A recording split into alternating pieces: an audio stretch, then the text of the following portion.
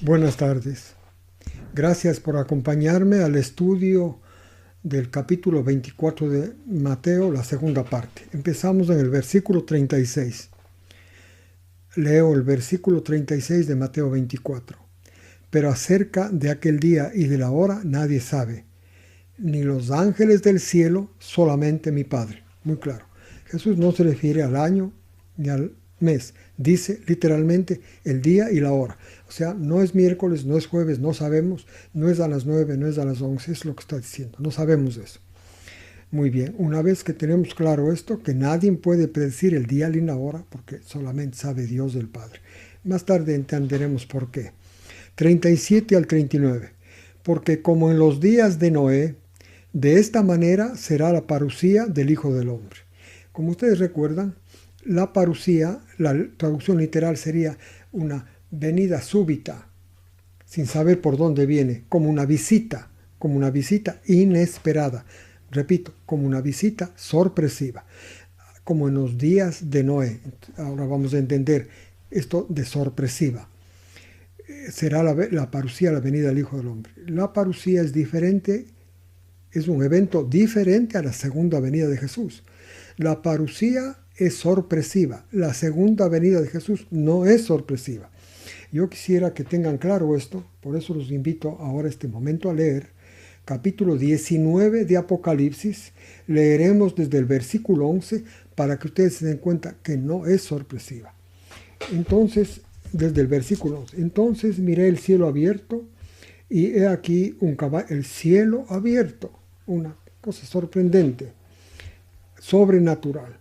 Y he aquí un caballo blanco, y el que lo montaba es llamado fiel y verdadero. Con justicia juzga y hace la guerra. Esto se ve en el cielo, algo que se ve diferente a la parucía. En la parucía no se ve nada, es sorpresiva. Esto se ve, esta segunda venida se ve un caballo blanco, el cielo abierto. 12. Sus ojos eran blancos, como llama de fuego, y tenía muchas diademas en su cabeza. Él tenía nombres escritos y un nombre escrito que ninguno conoce excepto él. Estaba vestido con una vestidura rociada con sangre y su nombre era el Verbo de Dios, venida de Jesús, sobrenatural. Un evento que todo el mundo va a ver, todo ojo lo verá, diferente a la parucía. La parucía es sorpresiva, es otro evento.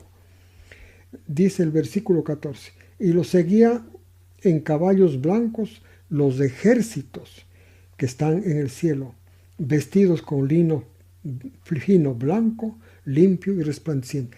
No venía solo Jesús, no viene solo, viene con ejércitos del cielo.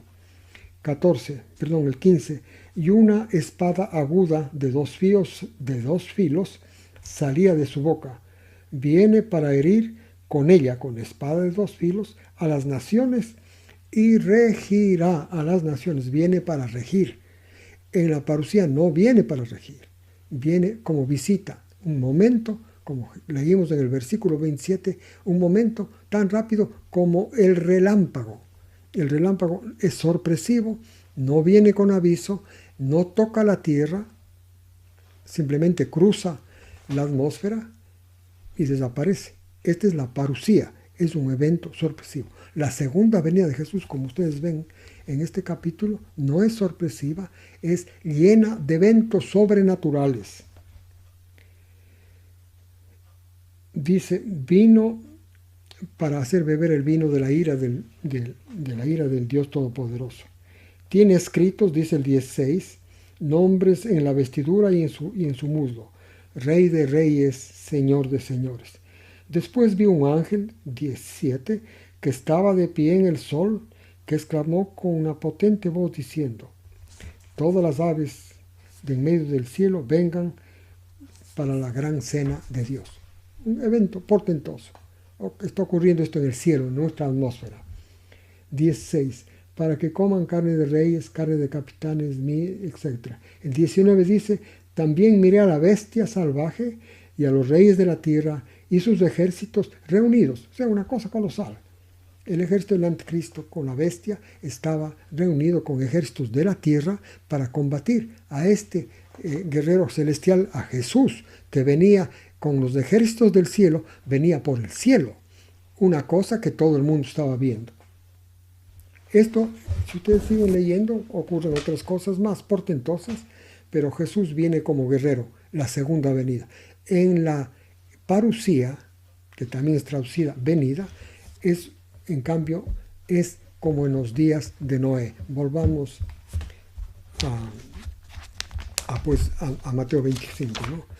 Y vamos un momentito ahora a los días de Noé para recordar. Está en Génesis 7. A ver si es que había señales para los días de Noé, si había señales.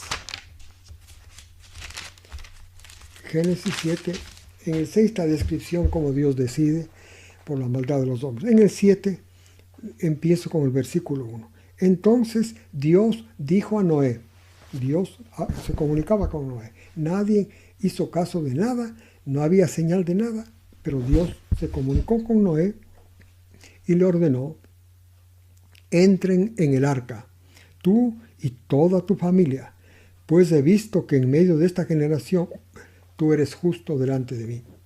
Dios le ordena entrar a Noé y a su familia. ¿Los demás prestaron atención? No. Toda la inmensa población de la tierra no prestó ninguna atención. 2. De todo animal que sea limpio tomarás 7. De todo ave 7. Y entrarán en el arca. Asimismo las aves que están limpias y las inmundas menos cantidad, porque dentro de 7 días, le dice Dios a Noé, dentro de 7 días, versículo 4, haré que descienda lluvia sobre la tierra, 40 días y 40 noches, y todo cuanto existe de lo que ha sido hecho, lo borraré de la faz de la tierra. Fue un evento, el diluvio fue sorpresivo. Leamos pero lo que Jesús dice, ¿no es cierto? Versículos 37 a 39. Vuelvo a leer de Mateo 24. Porque como en los días de Noé, de esta manera será la parusía del Hijo del Hombre. Si recordamos los días de Noé, Dios le habló a Noé que construyó un arca. Noé construyó un arca. A quien le preguntaba, explicaba que Dios le pidió, que nadie creía en Dios, pero que Dios le pidió que haga un arca. Y entonces la gente se sorprendía de que había Dios y que este Dios le había dicho a Noé que construya un arca. No había mar ahí, no había nubes, no conocían lo que eran las nubes. Y entonces les sorprendía que Noé estaba haciendo un arca y que Dios le había dicho que haga el arca. Muy bien. Vieron después de un tiempo, cuando acabó, después de años que terminó la construcción del arca, digamos que duró la construcción del arca, cuando ya estaba lista, Dios le pidió a Noé, le ordenó a Noé que entre él y su familia y los animales que acabamos de decir en el arca. También vieron los vecinos de Noé, los que vivían cerca, que Noé entraba en el arca. Se sorprendieron, estaban sorprendidos, pero no dieron importancia, creían que Noé era un loco. Y después de 7 días, tampoco, hasta que empezó a llover. Ahí, pero ya era tarde. Fueron sorprendidos nuevamente y se perdió. Ahora, este evento que es lleno de sorpresas, lo de Noé, es figura. Jesús lo usa como figura de la parusía, de esta aparición súbita. La mayor parte de personas no va a hacer caso, así como en los días de Noé, no va a hacer caso. Y tan solo unos pocos, comparado con el número de habitantes de la tierra, van a aceptar esta verdad de la parusía, que Jesús va a venir de sorpresa, como el ladrón en la noche. La segunda venida, Jesús no viene de sorpresa, no viene como ladrón en la noche, porque está llena de señales cósmicas gigantescas. Si ustedes recuerdan el versículo 29, el sol se oscurece, la luna deja de dar su resplandor, las estrellas caen, se sacuden las potencias de la tierra, se ve la señal del Hijo del Hombre y se ve enseguida a Jesús viniendo en las nubes del cielo, como hemos leído en Apocalipsis. Eso no es sorpresivo. Es un evento colosal. La parucía sí es sorpresiva. Como ladrón en la noche, ustedes recuerdan que el ladrón no se deja sentir. Al día siguiente, el dueño de casa, cuando ha entrado un ladrón, se da cuenta que le han robado en la noche, pero él no supo. Así es la parucía. Vamos a leer. Entonces, en el 38. Porque como fueron en aquellos días antes del diluvio, los hombres comían y comían, bebían, se casaban y se daban en matrimonio hasta que vino Noé al arca. 39. Y no supieron, igual que el dueño de la casa cuando el ladrón entró, y no supieron sino hasta que vino la inundación y se llevó a todos. De esta manera, versículo 39, será la parucía, la venida del Hijo del Hombre. O sea, esta parucía es como una visita. Viene y se va. Intempestivamente, sorpresivamente, igual como un ladrón, al día siguiente se da cuenta que vinieron. El dueño de casa que ha venido el ladrón. Así va a ser la parucía. Muy bien, 40 al 44. En ese tiempo, previos a la parucía, dice, 2 estarán en el campo, uno será levantado y otro dejado. 41. 2 estarán moliendo en un molino, uno será tomado y el otro dejado. Por lo tanto, manténganse despiertos porque no saben a la hora de que vendrá el Señor. No saben a la hora porque es sorpresiva la venida. La venida, la segunda venida, la que hemos leído en Apocalipsis 19, no es sorpresiva. El mundo sabe, porque hay señales cósmicas inigualables, inimitables. Por esto dice el versículo 43, sepan que si el dueño de casa hubiera sabido que el ladrón iba a venir, hubiera estado vigilante para que no le ataquen su casa, no le rompan la pared y entre. 44. Por eso ustedes estén listos, porque a la hora que no piensen, verá el Señor. Esta es la parucía, sorpresiva. Hay que distinguir entre la parucía, que está en el capítulo 24, versículo 27, y la segunda venida, que está en el capítulo 24, versículo 30 y 31. Digamos 29 y 30 más bien, más precisamente. 45 al 51. ¿Quién es el siervo fiel y precavido, a quien su señor le puso para que atendiera a los de su casa, dándoles el alimento apropiado a su tiempo? Bienaventurado el siervo que cuando venga su señor, parucía, lo encuentre haciendo así. 47. En verdad les digo a ustedes que su señor le pondrá al frente de todas sus propiedades. Pero si el siervo es malo y se dice en su corazón, mi señor tarda en venir, esto no es la segunda venida, la parucía. 49. Y empieza a castigar a sus consiervos y come y bebe con los que se embriagan. 50. Vendrá el señor de aquel siervo en el día que no espere y a la hora que no conoce. Entonces, 51, lo cortará de su servicio y lo pondrá junto a los hipócritas, y allí será el llanto y crujir de dientes. Muy bien. ¿Quiénes son los que se perdieron en el diluvio? Los que no prestaron atención a que iba a haber un diluvio. Jesús está diciendo lo mismo ahora, que los que no presten atención a que iba a haber, a que va a haber una parucía, donde Jesús viene secretamente y realmente, más abajo vamos a leer, que es para llevar a los invitados a la boda en el cielo. Eso van a perder todos los que no presten atención, de tal forma que este tema sí es importante. Esa fue tenían opción, habían hecho mucho mal los antidiluvianos, pero podían ser salvos entrando en la barca, en el arca. Esto es prestando atención a que va a haber un diluvio. Ahora es muy parecido, amigos.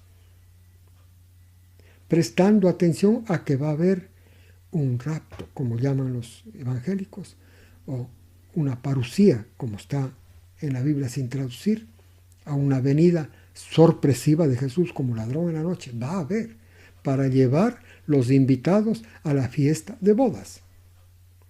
Bueno, por eso dice, Dios tanta importancia da que los siervos que se encuentren haciendo la obra del Señor, advirtiendo, preparando, dando el alimento a su tiempo. Si es que consideramos que el alimento, así como hay que dar a la hora del desayuno, a la hora del almuerzo, a la hora de la cena, el alimento espiritual hay que dar de acuerdo a la hora en que se vive. La fe, las profecías, la fe como primer paso, vivir con el Espíritu Santo y entendiendo las profecías, es el alimento a su tiempo. Pero si estamos con cosas, con temas simplemente de relleno moral, no se está dando el alimento a su tiempo. Bueno, los unos siervos, los que hagan la voluntad de Dios, que den el alimento a su tiempo, van a ser premiados. Los siervos de Dios que no den el alimento a su tiempo, que digan que el Señor se demora, que hay que tomar otros temas, van a ser castigados. Van a ser más que castigados, van a ser rechazados. Van a ser puestos con los hipócritas, dice ahí. Muy bien, continuemos con el versículo, con el capítulo 25. Voy a leer del 1 al 4. Jesús continúa explicando el asunto que empezó en el capítulo 24. Continúa explicando. Dice, por lo tanto, por lo dicho hasta este momento en el capítulo 24, dice el versículo 1 del capítulo 25, el reino de los cielos será parecido a 10 vírgenes que tomando sus lámparas salieron a encontrar al novio. 5 de ellas eran pensantes y 5 de ellos eran estúpidas. Las estúpidas, así dice literalmente, las estúpidas, tomando sus lámparas, no tomaron con ellas el aceite necesario para las lámparas. Pero las pensantes o prudentes tomaron aceite en los receptáculos, junto con sus lámparas. Las unas tomaron aceite, las otras no. Sí, en la lámpara sí había aceite, de ambas. Lo que faltaba era más aceite para que, en caso que necesiten. Ahora, para entender este pasaje de las 10 vírgenes, es necesario entender, porque ellas están esperando al novio para ir a la fiesta de bodas. Fiesta de bodas que está explicada, que está mencionada en Apocalipsis 19, del 1 al 10, justamente antes de la venida de Jesús. Muy bien. Entonces, las bodas judías en los días de Jesús eran en la forma siguiente. Voy a dar una forma cortada. En cada pueblo, en cada aldea, había las personas que buscaban parejas. Personas que buscaban jóvenes para hacer pareja. Ese era el trabajo de ellos. Y entonces tenían el conocimiento de todos los jóvenes del pueblo, de todas las jovencitas, y entonces estas personas trataban de hacer parejas. Cuando encontraban una pareja, digamos que este joven valdría la pena que se case con otro joven, entonces sugerían al novio, al joven, que vaya y pida la mano, sin haber sido enamorado siquiera, que vaya y pida la mano de la persona que estos que buscaban hacer parejas en el pueblo habían sugerido. Entonces iba el joven y pedía la mano de la joven, y entonces después de tomar el vino de rigor, comprometían en matrimonio, pero no podían casarse enseguida. En primer lugar, tenían un tiempo para conocerse más, y luego para casarse, el novio, por supuesto, tenía que prometerle al suegro que iba a ser la habitación de bodas, el dormitorio de las bodas, iba a ser en la casa de su padre. Y el papá del novio entonces se comprometía a inspeccionar detenidamente la construcción y el terminado de este dormitorio nupcial. Cuando el novio le decía ya está listo, el padre iba y examinaba, y si estaba el padre de acuerdo, aprobaba ese dormitorio nupcial, Entonces le daba permiso al joven para que vaya a traer a los novios, a la novia y a los invitados a la fiesta. Entonces el novio salía, a esto se refiere esta. Y después pues ya les traía el novio a los invitados y la novia ya también estaba ahí ya. Entonces había una bendición y luego ya entraban en la copa nupcial y se consumaba el matrimonio. Entonces esto es lo que Jesús está empleando, esta figura, para hacer entender que los invitados se van a la fiesta de bodas cuando el novio viene a avisarles. Esta es la parucía. El novio viene, se presenta ahí para que los invitados sean llevados. Él viene a llevar a los invitados. Estos invitados son los que tienen el traje de boda.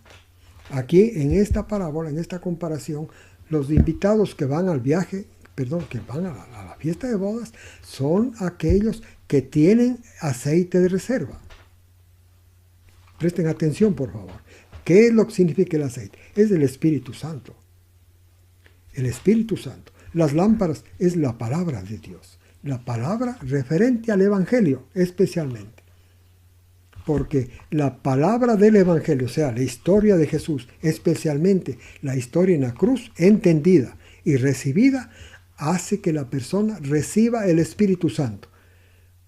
Lean, por favor, Gálatas 3, 1 y 2. Van a entender esto.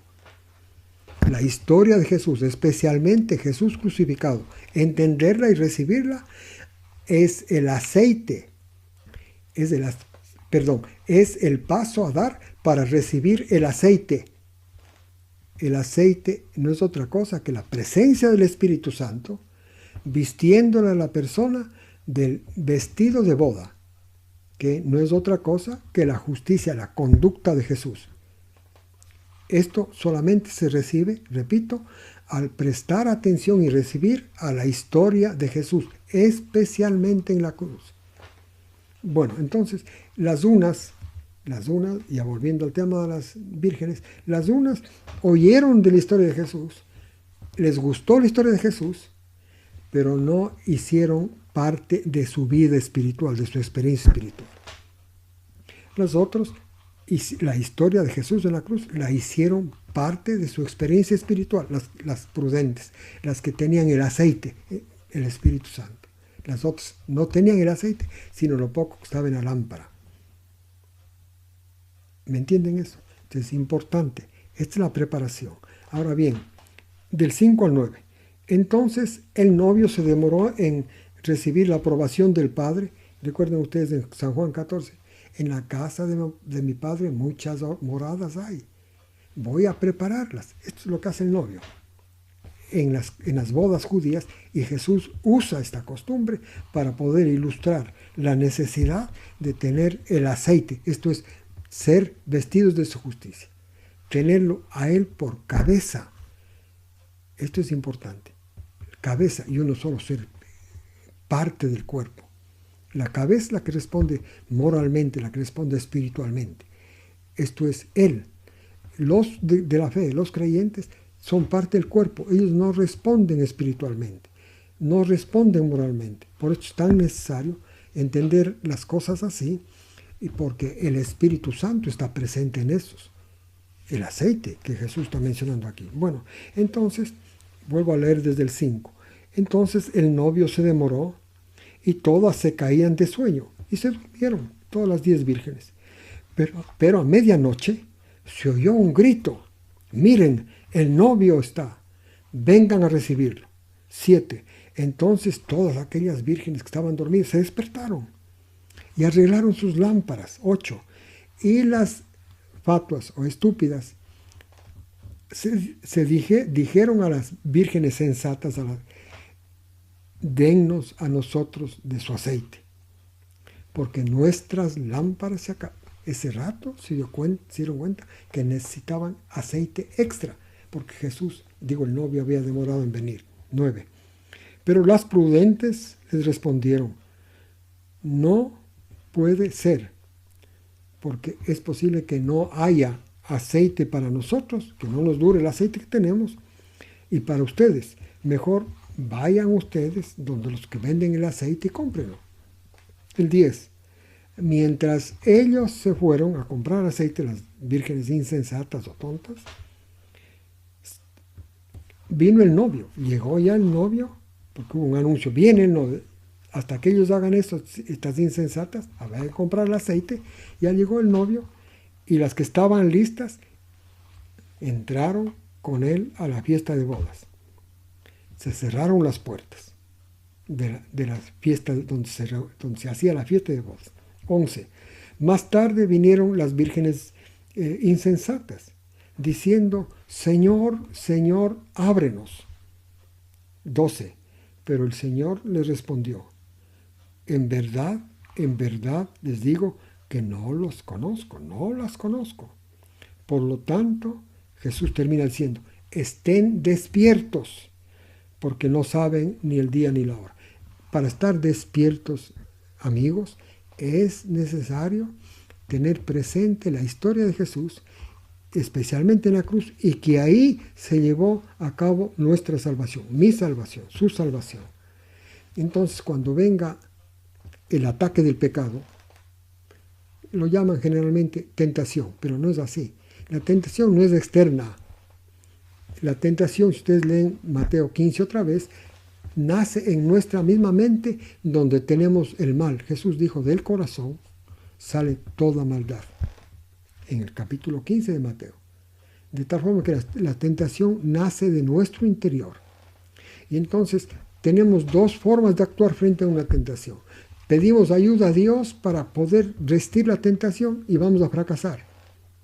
Y la otra forma, simplemente cuando venga el ataque del pecado, esto que llamamos tentación, simplemente el Espíritu Santo, hacer caso a lo que el Espíritu Santo nos recuerda, que Jesús frenó todo pecado en su mente. Todo pecado en su mente. Y Él fue sin pecado. Y es más, Jesús además llevó nuestros pecados en su cuerpo a la cruz y nos lavó de ellos. Y tercero, Jesús murió y nos mató a la ley. ¿Por qué a la ley? A la ley de Dios. Lean Romanos 7. Porque la ley de Dios es santa, es usada por Satanás para unirnos al pecado y obligarnos a pecar. Entonces, para resistir la tensión no es necesario que usted se esfuerce, pero usted es vencer porque nunca va a poder vencer. Satanás lo va a arrastrar. Simplemente que en Jesús Dios hizo nuestra salvación. Esto es que Jesús venció todo pecado desde el nacimiento en su mente. Y segundo, que Jesús llevó nuestros pecados, nuestras caídas, y nos lavó en la cruz, en su cuerpo. Venció al pecado. Y finalmente, hasta nos mató a la ley para que no estemos unidos al pecado, sino podamos ser unidos a Él. Por eso Él llega a ser nuestra cabeza. Que Dios los bendiga esta semana a ustedes y a su familia. Gracias por oír.